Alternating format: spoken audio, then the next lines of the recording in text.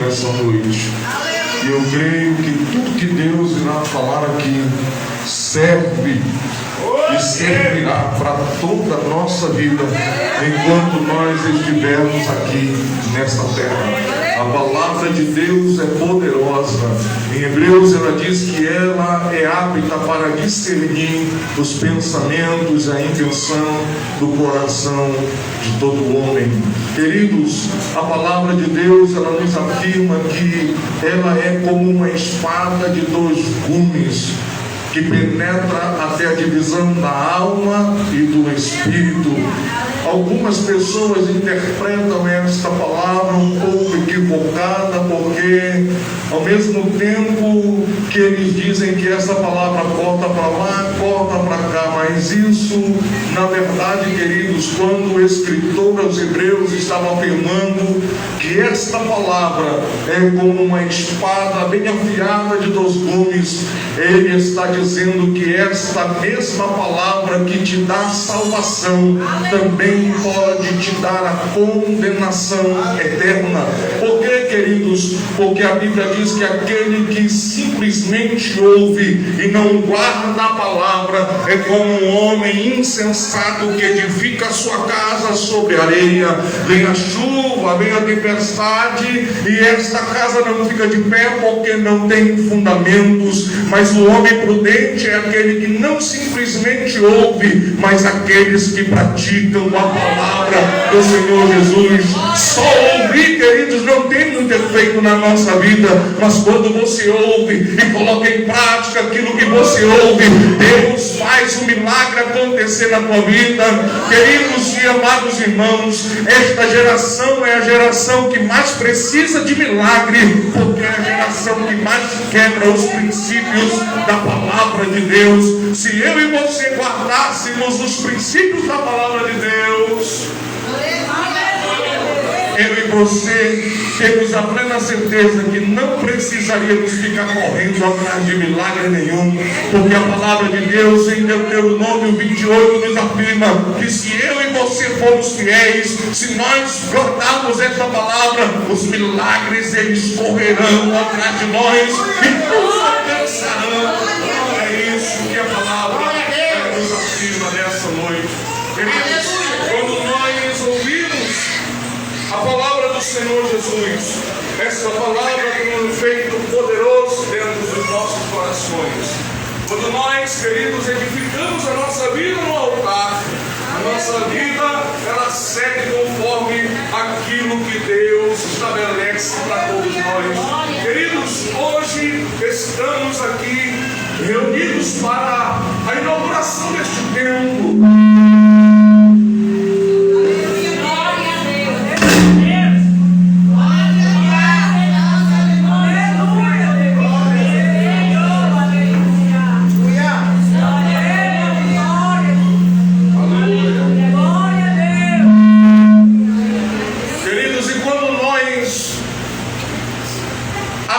Mais uma porta, o inferno está gritando mais uma vez.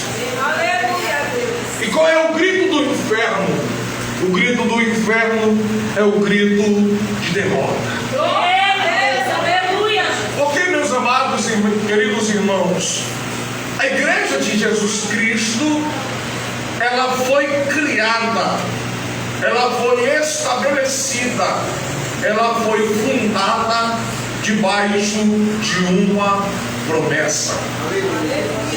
Vou repetir isso. A igreja de Jesus Cristo, ela foi fundada, ela foi estabelecida e ela foi criada, e ela anda debaixo de uma promessa. O inferno, querido, de todas as maneiras, ele tenta parar a igreja.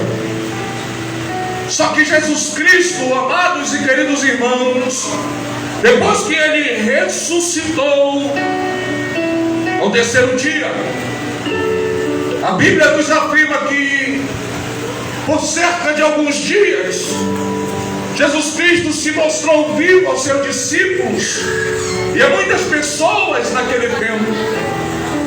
ensinando-os coisas concernentes ao reino dos céus. E perto de ir embora, de ser assunto aos céus, no capítulo 1 de Atos dos Apóstolos, nós vemos Jesus Cristo falando aos seus discípulos e dando-lhes uma ordem, dizendo: permaneçam, fiquem em Jerusalém, até que do alto vocês sejam revestidos de poder. Aleluia! Jesus, ele fez a promessa. Jesus, ele deu a promessa aos discípulos. Mas toda promessa que Deus ele faz é condicionada também ao mandamento. Logo, quem simplesmente quer que Deus cumpra as promessas na sua vida, também terá que cumprir os mandamentos que Ele mesmo estabelece.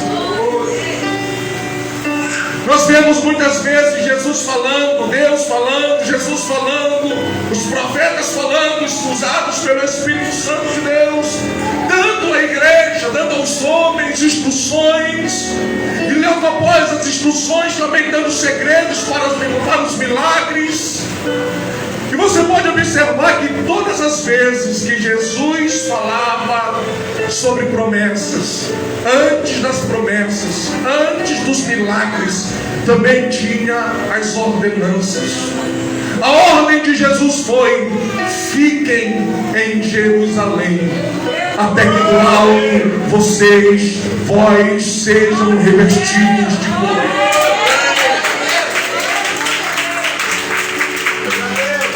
O que acontece, queridos, é que no meio de uma grande multidão sempre terá aqueles que não conseguem obedecer às ordens de Jesus. Tinha 500 pessoas ouvindo. E a Bíblia diz em Atos no capítulo 2 que quando se cumpre o dia de Pentecostes, uma das festas mais importantes no meio do povo de Deus, ao cumprir-se 50 dias de festa, o povo que havia ouvido aquele mandamento de Jesus de ficar em Jerusalém, de buscar a promessa, de não desistir daquele milagre que viria sobre eles, a Bíblia diz que cumprindo-se o dia de Pentecostes, estavam todos reunidos no mesmo lugar.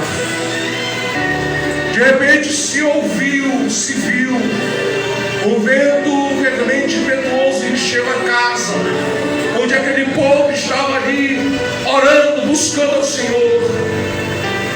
E a Bíblia nos conta, queridos, que das 500 vidas que ouviram Jesus falar para eles ficarem em Jerusalém, 120 permaneceram fiéis, ouviram o ensinamento de Jesus Cristo, ouviram o mandamento dele: permaneça. Eles permaneceram. E no dia de Pentecostes, o Espírito Santo resolveu vir sobre aqueles 120 crentes que estavam orando. O que eles estavam fazendo? Eles estavam buscando, eles estavam orando, eles estavam clamando ao Senhor. Queridos, eu imagino que eles passaram a noite numa vigília orando, porque o Espírito Santo veio pela manhã.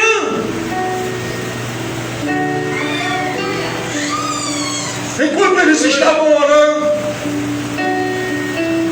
e a Bíblia diz que o Espírito Santo veio sobre eles, pousou sobre a cabeça deles, encheu aqueles 120 homens e mulheres que estavam reunidos naquele lugar. E a Bíblia diz que foram vistas línguas repartidas como que de fogo, que pousava sobre a cabeça de todos. Alguns acreditam que o primeiro dom que foi dado à igreja foi o dom de línguas estranhas, mas não foi. Pastor, qual foi o dom que foi dado naquele dia para aqueles crentes? Queridos, o próprio texto, o próprio Atos capítulo 2 fala qual foi o dom que eles receberam. Pastor, não li. O que eu li foi apenas o dom de línguas. Não foi o dom de línguas. A Bíblia diz que eles viram línguas repartidas como que de fogo. Então qual foi a visão que foi dada naquele dia à igreja? Qual foi o dom que foi dado naquele dia à igreja? Foi o dom de visão. Porque uma igreja sem visão é uma igreja que não cresce. E quando o Espírito Santo veio naquele dia para a igreja, ele estava dizendo: eu vou abrir primeiro os vossos olhos, porque eu abrindo os vossos olhos, Jerusalém não será o limite para o meu evangelho. Jerusalém não será capaz de conter vocês. Ei, o que Jesus está te dizendo nessa noite, que se você pedir visão para Jesus Cristo, isso aqui não será suficiente para vocês. Vocês terão que crescer mais, porque Deus faz isso com a igreja.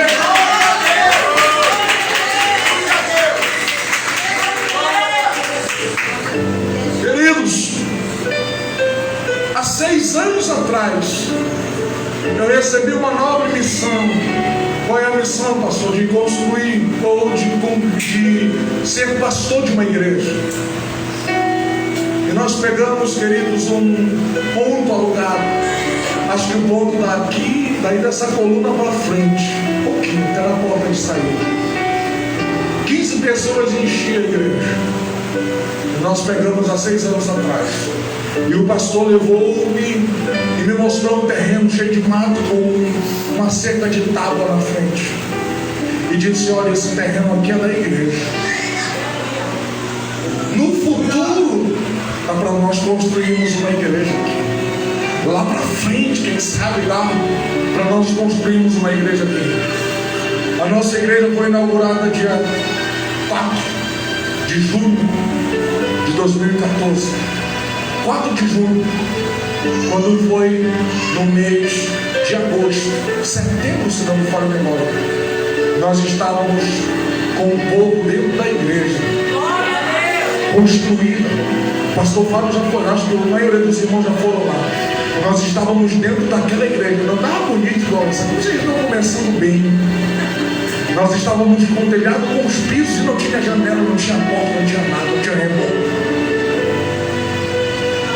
Mas era uma igreja de 22 metros, construída. E quem começou a construir a igreja foi eu, a minha esposa, mais 4 irmãos. Mas por que eu estou te dizendo isso, pastor Fábio, irmãos que aqui me ouvem? Porque o pastor quer dizer que ele é bom? Não, nada disso. Porque se nós nos acostumássemos no pontinho, que foi uma bênção para nós, foi a nossa escola, quem sabe nós estaríamos lá até hoje. Só que Deus, quando chama um crente, Deus, quando chama alguém, Deus, quando te chamou, Ele colocou dentro de você vários dons. E um desses dons foi o dom de visão. Não é o dom de você ver as coisas onde não existe. Na verdade é o dom de você contemplar as coisas que Deus vai fazer a partir da fé que está dentro do teu coração. Porque é justamente isso que é fé. É a certeza das coisas que não se vê, mas se espera. Deus está te dizendo nessa noite: creia! E aquilo que você está vendo pelos olhos da fé vai dar certo.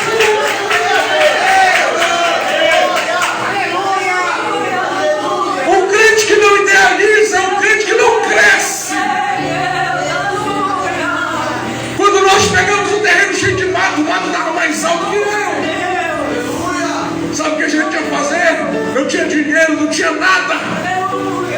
E eu disse para os irmãos, eu e mais 2, mais 4 que estavam comigo, serei, nós vamos limpar o terreno da igreja para nós começarmos a construir.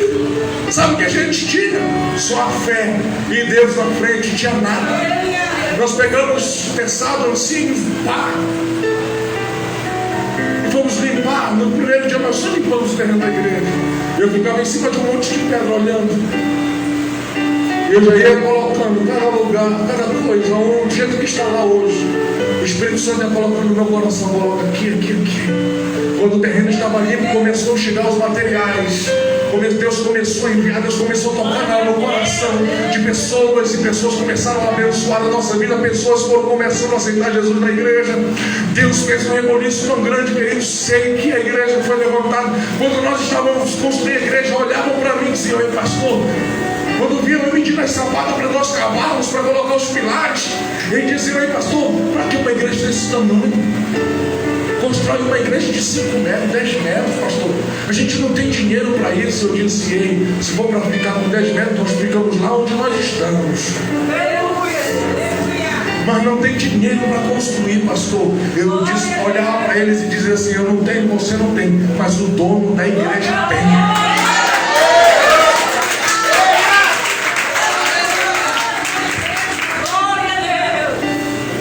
Constrói uma igreja de 10 metros. A minha mãe olhou para mim e disse: essa igreja é muito grande, mas constrói uma menor. Sabe o que eu dizia para eles? Não! Porque senão depois eu vou ter que quebrar para aumentar, porque Deus vai salvar vidas neste lugar.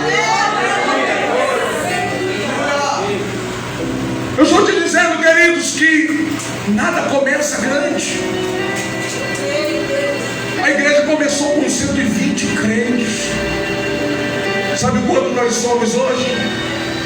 Não tem nem como dimensionar, porque a Bíblia diz que é como areia da praia.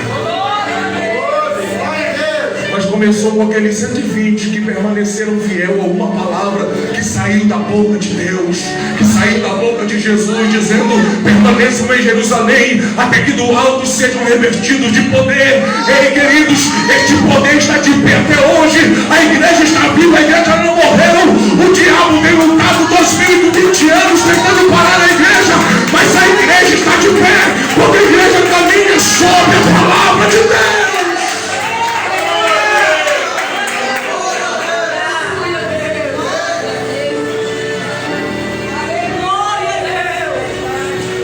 Quando Jesus olhou para Pedro e disse para Pedro o seguinte: Pedro, as portas do inferno não prevalecerão contra a minha. Pedro, tu és Pedro, sobre esta pedra eu edificarei a minha igreja, e as portas do inferno não, olha alto isso, não contra a minha igreja. Queridos, nós muitas vezes interpretamos este versículo errado. Eu muitas vezes, porque a gente pensa que quando Jesus falou isso para Pedro, a gente logo tem a ideia das artimanhas do diabo, a invertida dele contra a igreja para fechar. Mas deixa eu te dizer algo nessa noite. A ideia original de Jesus Cristo, quando fala isso para Pedro, não fala simplesmente da invertida do diabo contra a igreja. O que Jesus está falando para Pedro é o seguinte: Pedro, as portas do inferno não prevalecerão contra a minha igreja. Você, pensa comigo, porta é um instrumento de defesa ou de ataque? Defesa ou ataque? Está aberto ali, você coloca uma porta para quê? Para se proteger, para proteger a sua casa, sim ou não? Então porta é um lugar ou é um instrumento de? Olha, um instrumento de defesa. O que Jesus está dizendo para Pedro é o seguinte: as portas do inferno não prevalecerão contra a minha igreja. Então porta é um lugar de defesa. O que Deus está dizendo para Pedro é o seguinte: o inferno está com a porta dele bem aqui, e a igreja, ela vai contra o inferno daqui. E está dizendo que as portas que o inferno tem não pode segurar a igreja, não pode travar a igreja, não pode fazer com que a igreja fique estático. Tem pessoas que dizem assim: é impossível Deus salvar aquela pessoa, porque o inferno colocou uma porta dizendo daqui ele não sai. Mas a igreja vai lá e coloca o pé na porta e diz assim mesmo: as portas do inferno não segura a igreja de Jesus Cristo. Coloca o pé na porta, entra no inferno, tira aquela vida de lá. Sabe por quê? Porque Deus é mais poderoso do que o inferno inteiro. O inferno não segura a igreja. Quantas vezes o diabo tentou parar a igreja? Quantas vezes o diabo tentou parar os planos de Deus para a igreja? Quantas vezes Deus ou o diabo, são homens, colocou no coração desejo para acabar com a igreja? E o que acontecia com a igreja? A igreja crescia, a igreja frutificava, a igreja dava frutos. Colocavam os leões para comer os crentes no Coliseu Romano. E quando as pessoas olhavam para os crentes e diziam: nega esse Jesus, nega essa fé, ele dizia: solta logo esse leão, porque eu já quero me encontrar com o autor da minha fé. Eles não negavam a fé, eles eram homens fiéis.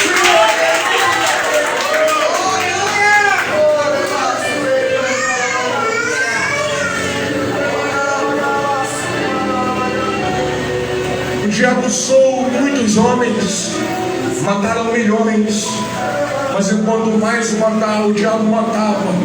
Deus permitia o diabo tocar naqueles uns, naqueles que foram os nossos mártires, naqueles que foram as nossas referências para os nossos filhos. Quando o diabo conseguia tocar neles, quando o diabo conseguia levar eles pela permissão de Deus, sabe o que acontecia? Deus levantava outros, Deus trazia outros, Deus salvava outros, Deus ia nas bombas de fogo, trazia outros, Deus ia nas mesas dos bares e trazia outros, Deus ia nos terreiros de macumba, salvava os pais de santo, Deus entrava nos prostíbulos, salvava as prostitutas, colocava no acima do altar para pregar a palavra. E sabe o que acontecia? A igreja ia crescendo, a igreja ia multiplicando, Deus estava segurando.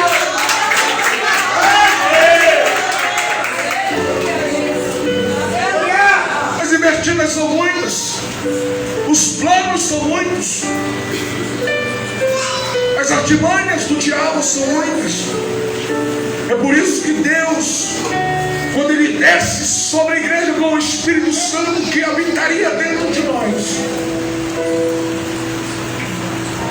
Ele não dá simplesmente só o poder, Ele não dá simplesmente só a autoridade, Ele não dá simplesmente só as virtudes para dizer sai, sair, para colocar a mão sobre o enfermo e o enfermo ser curado. Ele não dá só isso, porque a igreja ela não cresce sozinha, queridos. O que são os milagres? Os milagres eles são a manifestação da glória do Senhor no meio da sua igreja, por intermédio da igreja. Mas isso não é tudo na vida do cristão. O cristão não precisa só de poder, o cristão não precisa só de movimento para ele receber milagres, como aquele homem que estava na beira daquele tanque há 38 anos. Jesus toca no ombro daquele homem, chama ele e diz: ei, tu queres ser curado? O que aquele homem fala para Jesus, dizendo assim mesmo: mas as águas não estão se movendo, não tem anjo agitando as águas. Sempre quando eu vou mergulhar no tanque, tem outro antes de mim desce e eu continuo na mesa. Tem muitos crentes que estão como aquele homem daquele tanque. Deus está dizendo coisas para ele e ele está respondendo outra coisa. Deus está dando uma direção para cá, vá para cá, e ele está indo para cá. Aquele homem daquele tanque estava fazendo a mesma coisa. Jesus perguntou para ele: tu queres ficação? Ele disse: não tem anjo agitando as águas. Mas qual foi a pergunta que Jesus falou? Queres ficar curado? Sabe por quê, queridos? Isso acontece no meio da igreja, quando a igreja tira a visão da palavra, dos ensinamentos, e coloca a visão em cima simplesmente dos milagres.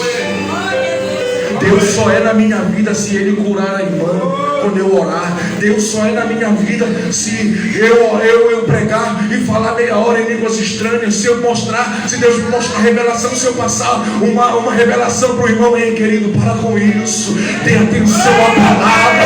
É a palavra que cura, é a palavra que liberta, é a palavra que transforma, é a palavra que vai te salvar, é a palavra que vai te levar para o céu.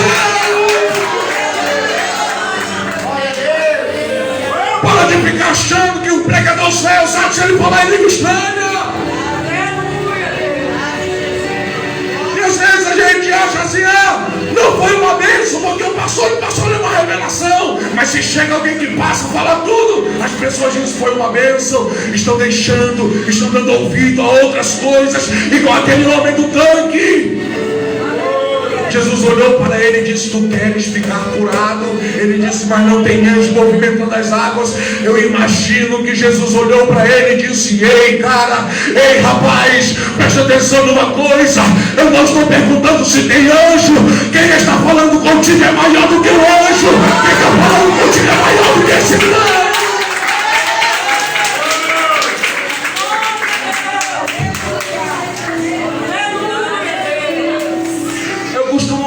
Deus mandou ele levar a cama só de castigo por ele não ter entendido logo aquilo que Jesus perguntou, pastor. Mas por que eu estou dizendo isso, amados? É porque a nossa geração, ela está andando do mesmo jeito. A nossa geração, eu e você, o povo que está entre nós, está andando do mesmo jeito. Me desculpe, mas eu preciso falar. Não sei como funciona aqui, mas eu preciso falar aquilo que o Espírito Santo está mandando eu dizer. Porque tem pessoas que só ficam na igreja enquanto o pastor está sendo bênção para ele.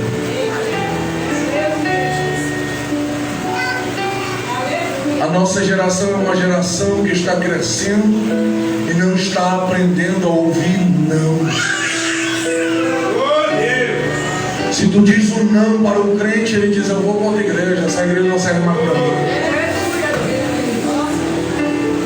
Se tu diz um não para o obreiro, ele diz: pastor, não quer mais deixar, não está mais servindo para mim, não. Eu vou procurar outro lugar porque aqui o meu tempo acabou. Então o teu tempo acabou também na seara de Jesus Cristo. Porque para muitos homens, mulheres da Bíblia, ele, o próprio Deus, o próprio Jesus Cristo, ele disse não.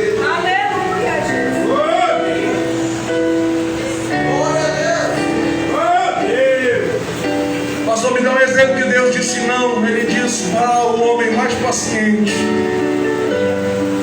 do Antigo Testamento, chamado Jó. Ele disse: eu não vou falar contigo enquanto a tua prova não acabar.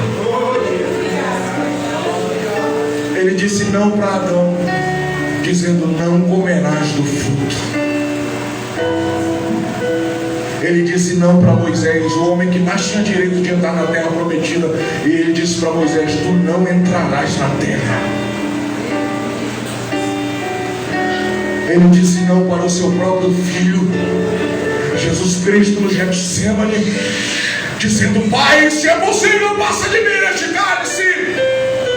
Deus disse: não vou passar, tu terás que passar por esse sofrimento. Deus disse não para homens e mulheres da Bíblia. E essa geração que está crescendo é uma geração que não consegue ouvir não.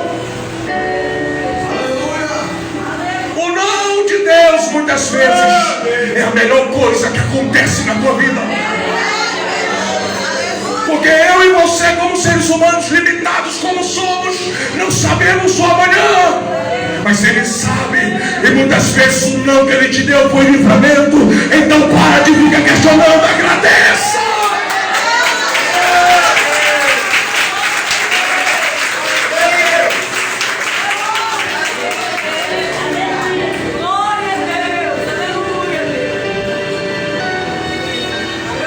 Infelizmente, eu nem ia pregar nada disso. Eu ia pregar lá onde nós lemos.